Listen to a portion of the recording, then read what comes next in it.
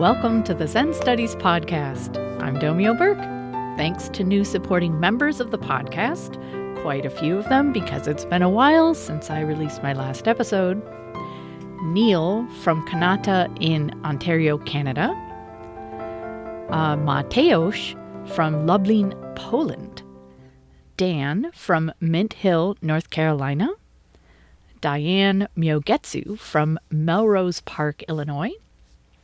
Richard from Beaussais-Vitré, France. Logan from Fargo, North Dakota. Damon from South Bend, Indiana. Scott from Davenport, Iowa. Juan from Bogota, Colombia. David from Vernon in British Columbia, Canada. Chris from Cincinnati, Ohio. Kay from Warszawa, Poland. Thank you all. This episode is Chapter 2 of my book, The 10 Fields of Zen Practice, a primer for practitioners. So I talked about my plan for this book at the beginning of episode 259. And as I said, I won't write all of my podcast episodes about this. And as I do it, I'm not worrying about repeating anything I have said on the podcast before. Hopefully framing each topic in the context of this project. Writing it as a book chapter will make it interesting listening or reading, even if I have covered the topic in the past. So this is Chapter 2, Bodhicitta, Cultivating the Way-Seeking Mind. So the first field of Zen practice is Bodhicitta, the mind, citta, of enlightenment, Bodhi, or the way-seeking mind. Without bodhicitta, we never even begin practice, and if we don't nurture and sustain way-seeking mind, our practice will wither and die. So bodhicitta is not just dissatisfaction, but it arises because of dissatisfaction. Inevitably, we encounter dissatisfaction in our lives, with ourselves, with others, with our conditions, with the state of the world.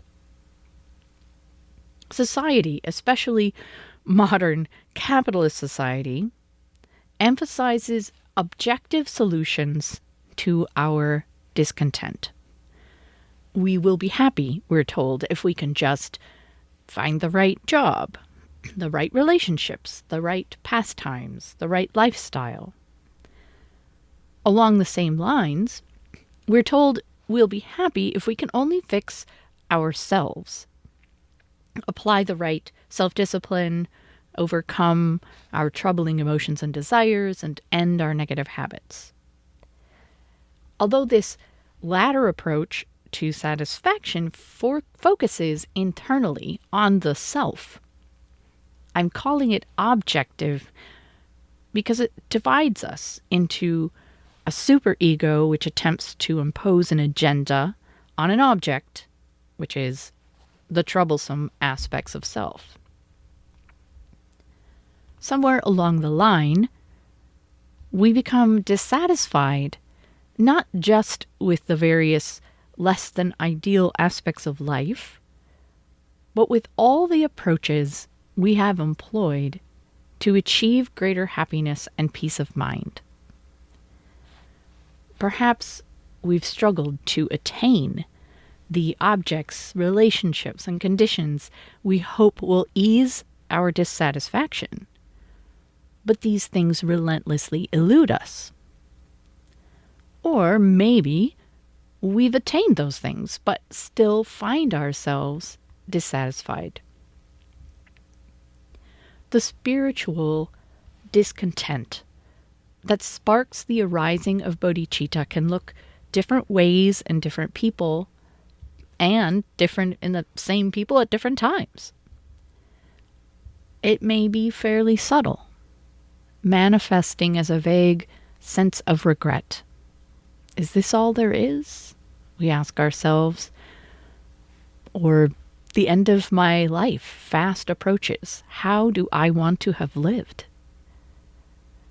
we may find ourselves in the middle of a life we've built for ourselves and wonder what it's all about.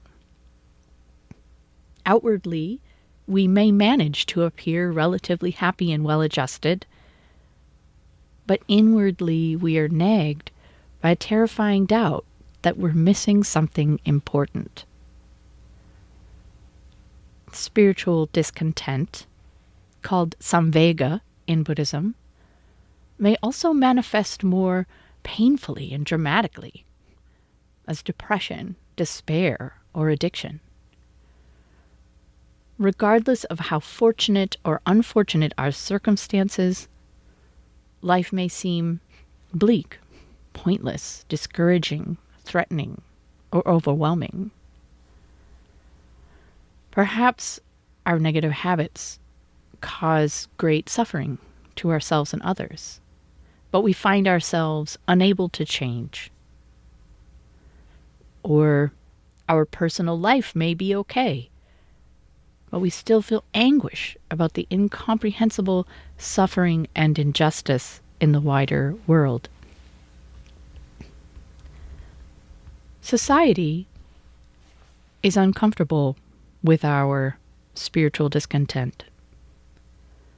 When we bring up our doubts, it threatens to awaken the doubts of others and suggests the relentless pursuit of happiness through objective attainments isn't all it's cracked up to be. We're advised to return to that pursuit and told our discontent is simply due to not having attained the right things yet. Unless we're courageous, we're likely to believe what we're being told by society.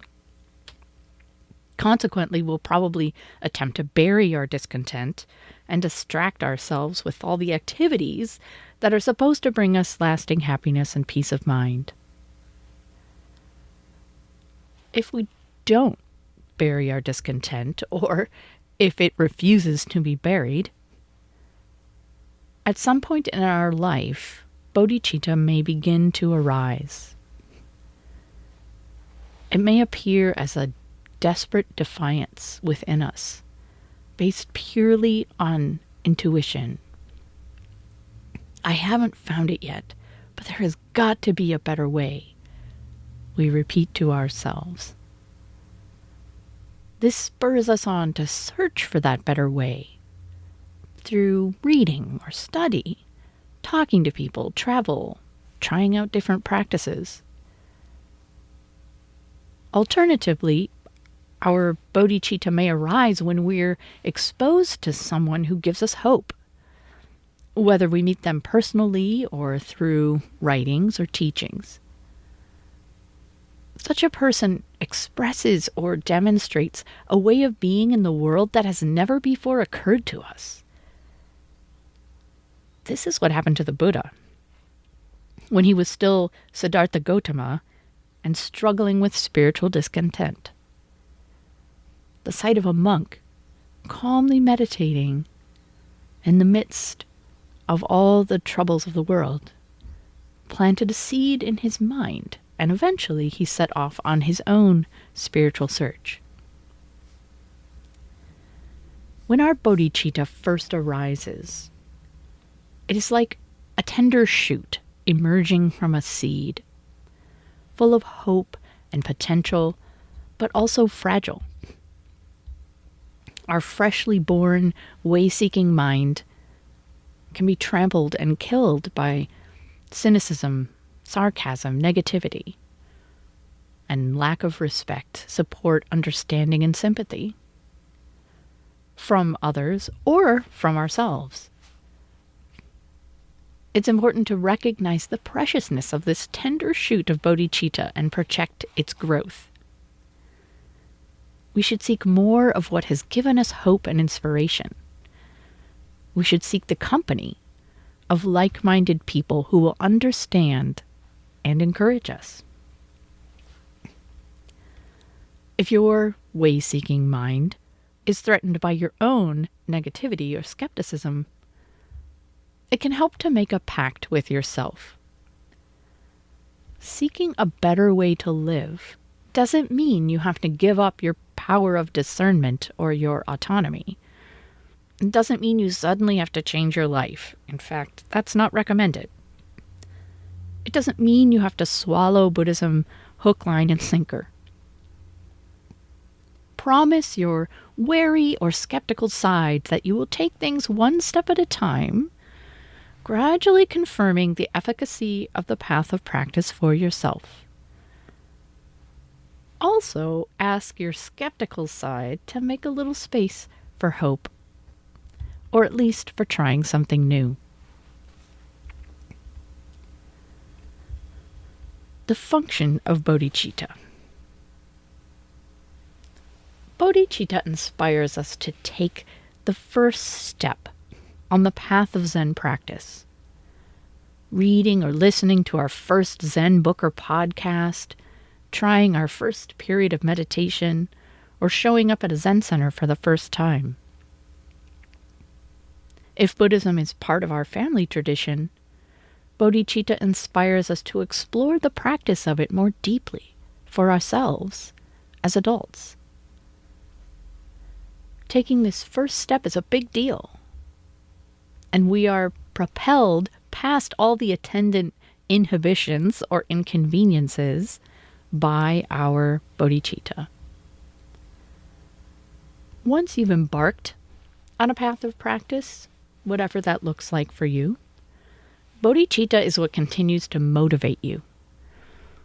It's a sincere desire to alleviate suffering for self and others, and to live a life characterized by greater freedom, wisdom, compassion, and peace of mind.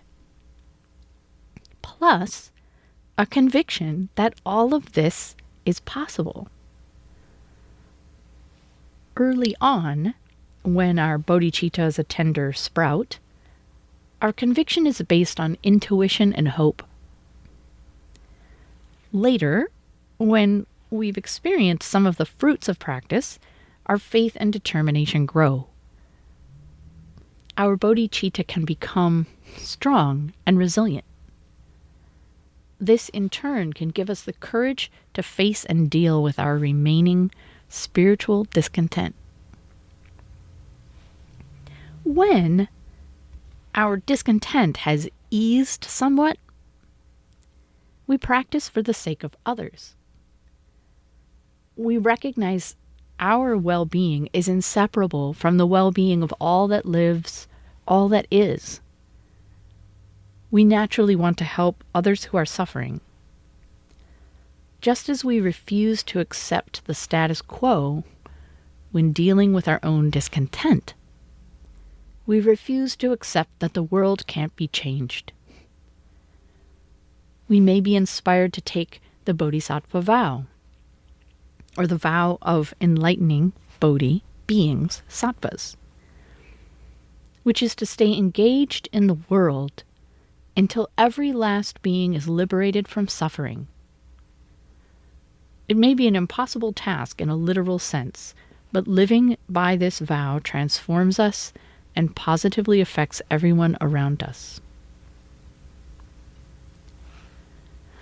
The Bodhisattva is the ideal of Zen practice, and it doesn't stop with a wish to help others. In order to be of the most benefit, we need to keep working on our own freedom, wisdom, compassion, skillfulness, and peace of mind. Thus, the Bodhisattva continues to deepen their practice, never reaching a point where they say, good enough. The Dharma, the truth of this life, is infinite. There's always more to be discovered. Bodhicitta is what continues to motivate the practice of beginners and sages alike.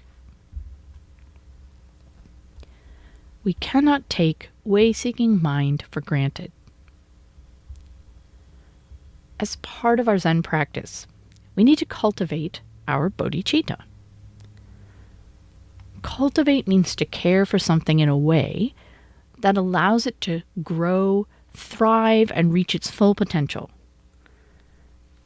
We can't assume our bodhicitta will always be there to inspire and motivate us. In fact, it is not uncommon for our way-seeking mind to weaken once practice has alleviated the worst of our suffering. Then we may find ourselves getting lazy or disinterested, sliding back into old habit patterns, or prioritizing fun and comfort, excitement or pleasure over practice. Intellectually, we know life is short, and we probably include greater freedom, wisdom, compassion, and peace of mind on our bucket list, but we'll get around to all that later. In the meantime, the days pass inexorably through the hourglass of time, never to be recovered.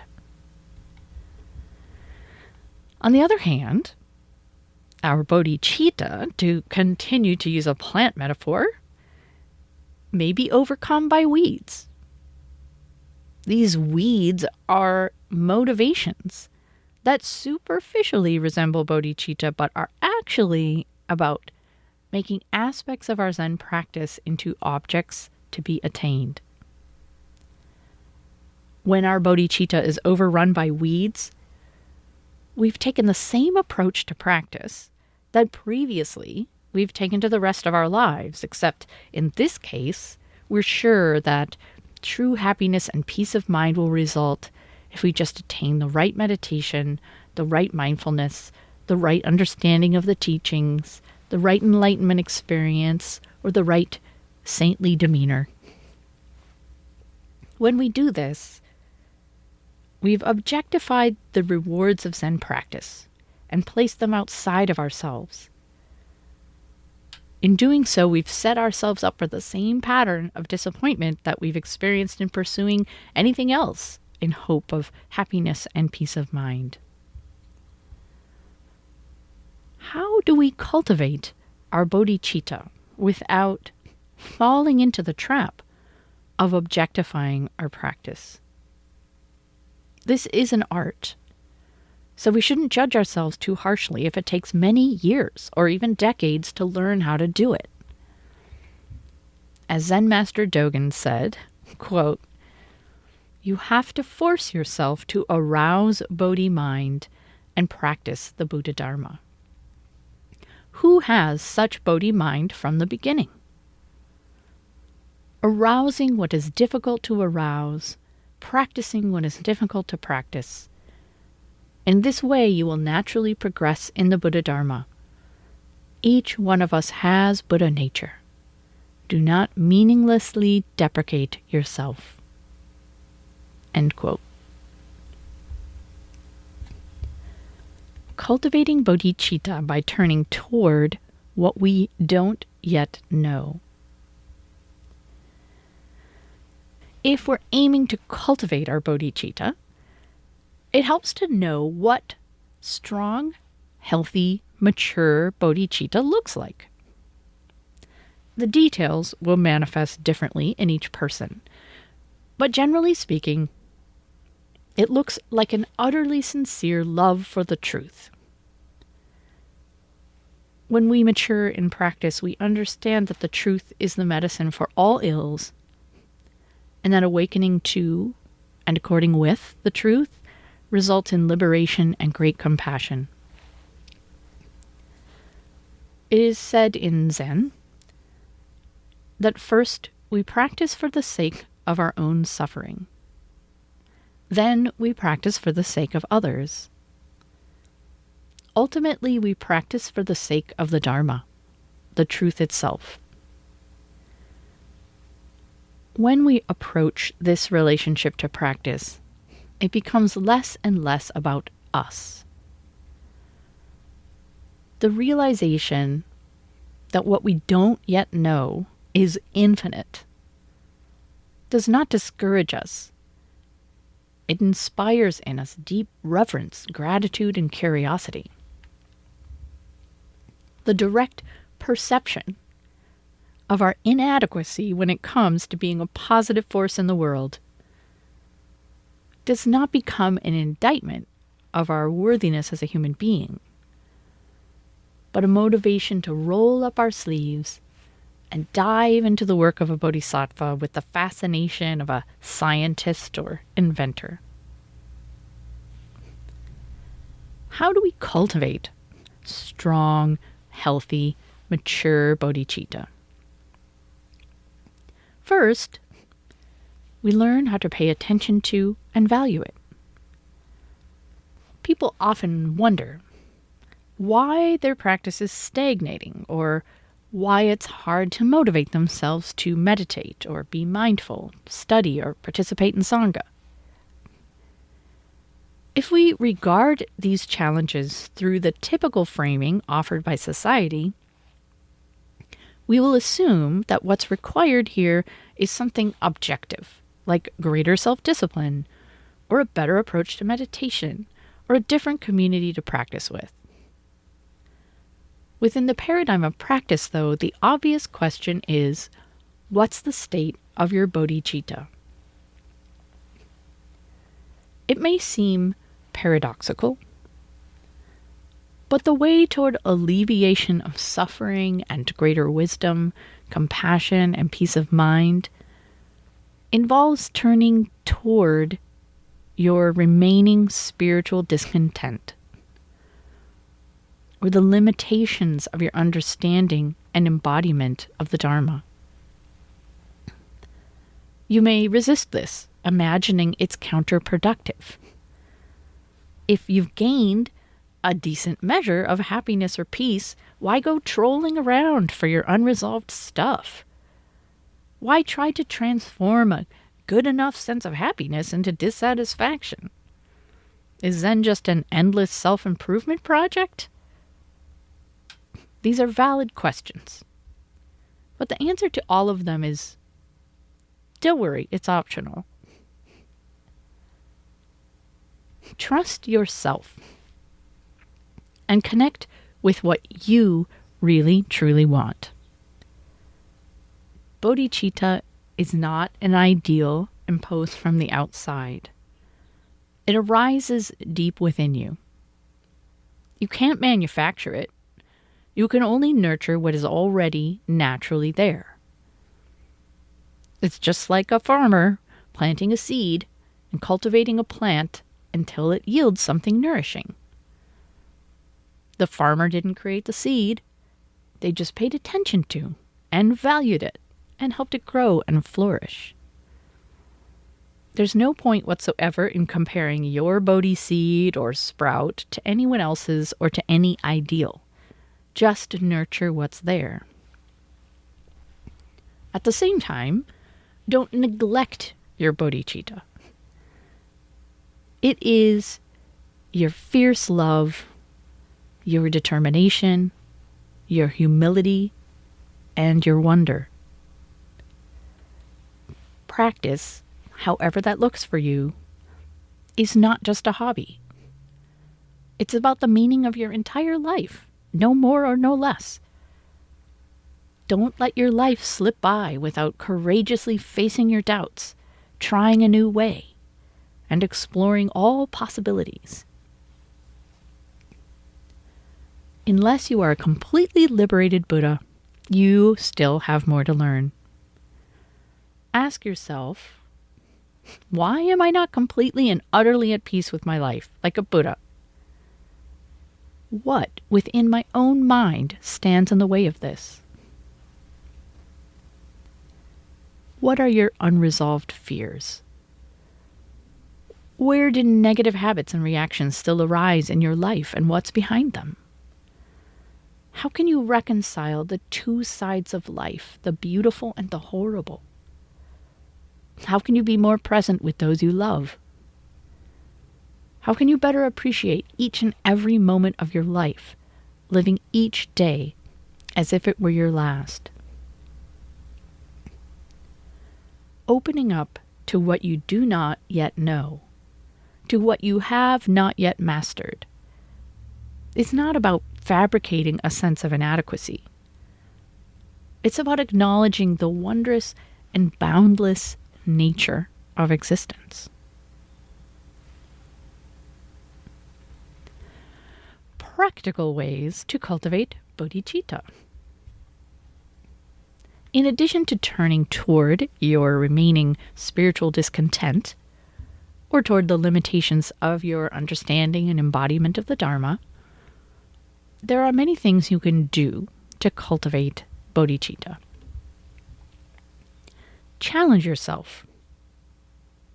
Attend a silent meditation retreat, participate with Sangha in a new way, study a profound Zen text. Or outside of Zen spheres, volunteer, learn something new. Try to be a better friend, parent, partner, boss, employee, or citizen. There is no limit to our possible growth. At least no limit any of us are in any danger of approaching. This isn't about improving or overcoming inadequacy. It's about growing into our potential, like a flower coming into full bloom. It's a rewarding process that lasts our whole lifetime. Open up to teachers and teachings. This is an important version of challenge yourself. Admitting our limitations can make us feel vulnerable, and grappling with teachings we do not yet understand doesn't do much for our ego. However, the most important teachers show us what we didn't know we didn't know. Seek the company of good spiritual friends. Good spiritual friends, Buddhist or not, are also cultivating their bodhicitta. They see their lives as a spiritual path and are not afraid of acknowledging discontent or limitations, or sharing stories of growth, positive change, or insight. Such friends can be a source of great inspiration and support. Build a habit of practice to sustain you when bodhicitta flags. No matter how carefully we cultivate bodhicitta, there will be times when it is not so resolute. When our way-seeking mind is robust, it's good to take advantage of this to build a strong habit of practice we can then rely on when we don't feel so naturally inspired. Live by vow. Vow is very important in Buddhist practice. Whether vows are small and specific or life-encompassing, we form them based on our heart's deepest aspirations. They can give shape to our lives even when momentarily we lose touch with those aspirations. Give yourself credit. Don't forget how you've changed. Many of us have a tendency to focus only on what we still want to change, understand, or accomplish. Occasionally reflecting on how practice has already enriched our life can strengthen our faith and give us the motivation to keep going. Be grateful for bodhicitta. When your way-seeking mind is strong, try to cultivate gratitude for it. This is a gentle way to encourage ourselves without falling into the trap of objectifying our practice. The profound nature of bodhicitta. Bodhicitta is a profound thing. It goes far beyond our personal aspirations. It's not merely a utilitarian phenomenon that motivates our practice. The way-seeking mind is nothing other than our own awakened nature stirring within us, beckoning us to know it and manifest it. This is why one translation of bodhicitta is the mind of enlightenment. Bodhicitta isn't just the thought that maybe some kind of enlightenment is possible, or the mind that propels us toward enlightenment. It is the mind of enlightenment. Early in our practice, this may not be clear. But later, we experience over and over that whenever we attain some new transformative insight, it simply uncovers, clarifies, or liberates what has been with us all along. There's no explanation for why way-seeking mind arises when and where it does. We may want to take credit for it, but really it's something we simply find ourselves blessed with, like a healthy body, intelligence, or a supportive family. Two people may have similar life experiences, and one may set off on a lifelong path of spiritual seeking, while the other thinks such activity is a waste of time.